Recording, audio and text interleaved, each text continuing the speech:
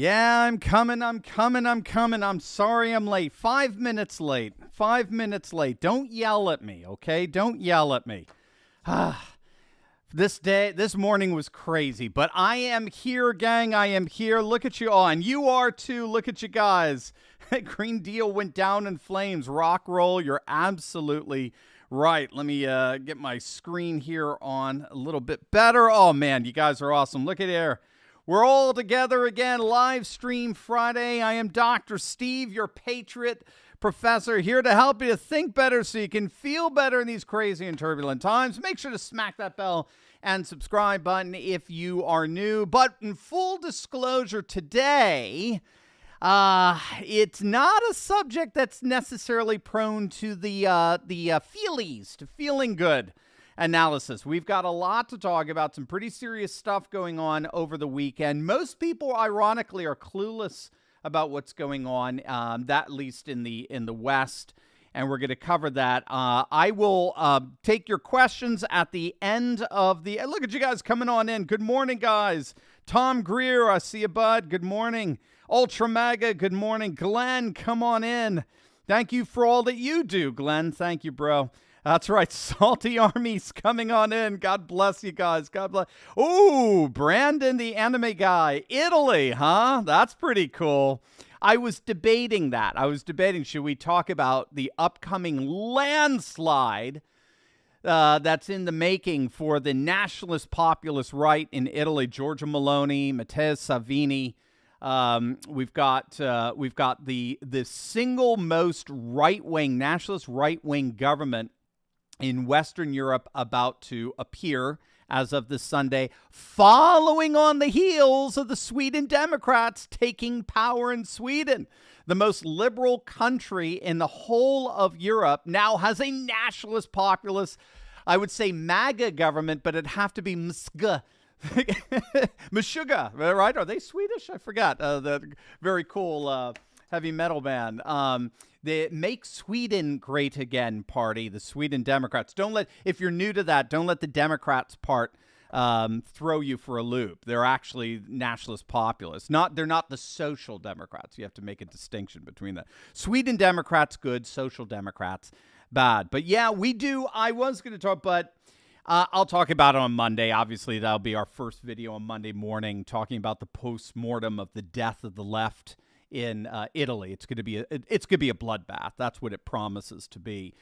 Italy is on its way to possibly securing a supermajority, an Orban-like supermajority for the nationalist populist right in the Italian parliament. It's going to be absolutely amazing. But instead, because of what's going on, I think for the ramifications of what's happening around the world, I do think we need to talk about what is happening in Ukraine, in eastern Ukraine, particularly in 4 regions of eastern Ukraine, Donetsk, Lugansk, Zaporozhye, and Kherson, who are already holding referendums now as we speak over the next few days to be officially annexed into the Russian Federation. And our Western liberal globalist elite are in utter and complete denial over this.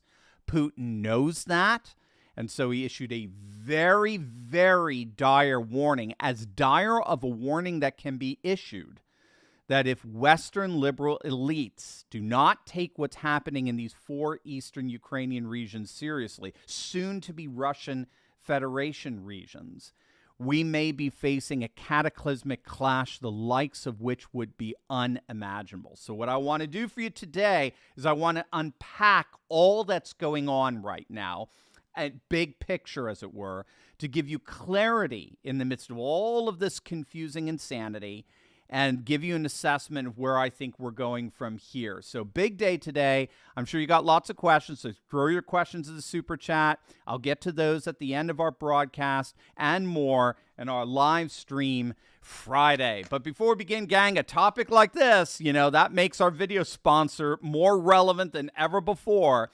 If you don't have an emergency food supply for yourself and for your loved ones, gang, make today the day, all right? Click on the link below. Think of this as an opportunity. When you click on that link, hopefully it'll open up a whole nother another window so you can continue to watch this video. And click on that link below and check out the website for my Ready Project food supply. You can't wait until an emergency happens before you prepare one. I've got my emergency food supply. Make sure you get yours.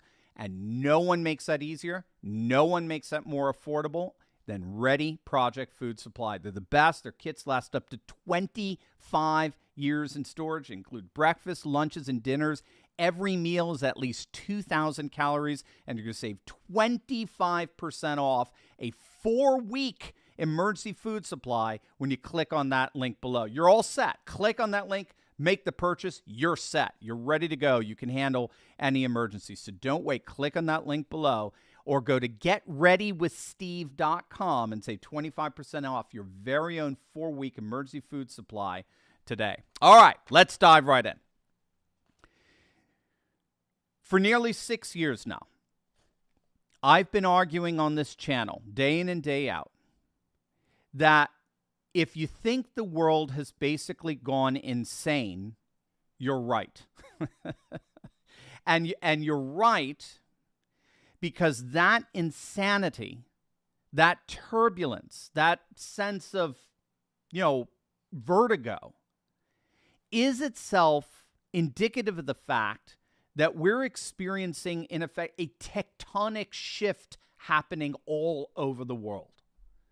And that tectonic shift is the result of two major titanic forces clashing together.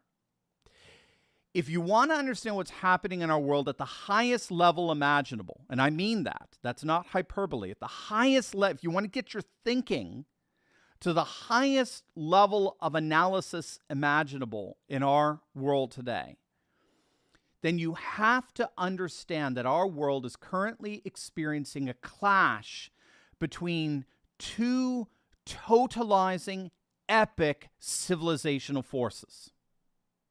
So, on the one side, there's the modern world order, what's known as the Western liberal globalist order. On the other side, there is a recent emergence of a postmodern, post-globalist world order made up of populations that are deliberately rejecting this Western liberal globalist order. The globalist order is built on and sustained by modernist ideology. Particularly, the ideology is scientific rationalism as the one-size-fits-all political and economic system for all peoples and places. The postmodern world order is built on and sustained by not ideology, but rather by identity, which entails a grand return, a return to civilization, nation, culture, custom, and tribe. A truly multicultural, multipolar world united in their absolute opposition towards what they consider to be nothing more than a technocratic form of Western imperialism and colonization in the Western liberal global order. You see, the key to what's happening here is that these two world orders are related in many respects by a mutual hostility. That's kind of, ironically, that's what intersects them. That's what they have in common. The postmodern world rejects the one-size-fits-all political and economic system of Davos and DC, while the globalist world, the world of Davos and DC, utterly despise and disdain the postmodern world's propensity towards nationalism and populism and religion and tradition. They're like oil and water. The two worlds are clashing. They're related by a mutual animosity towards one another. And so their clash is becoming increasingly cataclysmic. And the reason why I say understanding this world in light of that paradigm of these clashing titanic forces. The reason why I say that's the highest level imaginable is precisely because you even have within the new postmodern, post-globalist world order that's emerging, you even have thinkers, major thinkers and figures within that world framing this clash in distinctively spiritual terms. The Russian Orthodox Patriarch Kirill has talked about this clash as a clash between light and darkness, as a clash between heaven and hell. Alexander Dugin has written a very insightful article on what he calls geopolitics as a spiritual battle. Geopolitics is spiritual warfare. This is not hyperbole. If you want to really understand what's going on here at the highest level of conception, you've got to understand it. This world right now, everything that's happening, I don't care, Ukraine, FBI raids, Italy, Sweden, India, China, you name it, Africa, whatever, right? You've got to understand this world right now is undergoing a clash between two fundamentally incompatible world orders, a modern world versus a postmodern world, a globalist world versus a nationalist world, a secular world versus a re-emerging religious world. And the two are obviously fundamentally incompatible. And of course, that clash between two fundamentally incompatible worlds, as it's manifested all over the planet in all various different ways, of course, it's reaching a new stage, a new height of escalation on the battlefields of Ukraine. Now, I've said from day one, and you can go back to the videos to check them out, right? Late February, from day one, from the moment Russian tanks crossed the border, I've said the Ukrainian war is not about Ukraine. What's happening in Ukraine is not ultimately about Ukraine. It's about nothing less than the end of one of these orders. Ukraine is it. Ukraine is the battlefield upon which this gigantic clash of titanic proportions looks like it's going to be settled. It's not so much the West versus the East, although obviously geographically we can think of it that way. But it's not totalitarianism versus freedom, the way our media tries to push it, and even some of our conservative commentators try to push it. At this higher level of analysis, it's about a globalist world versus a post-globalist world, a secular world versus an emerging post-secular world. And ultimately, only one is going to come out victorious. And that is what Ukraine represents. Now, as all of this is happening, Alexander Vučić, the president of Serbia, issued a very dire warning for the entire world.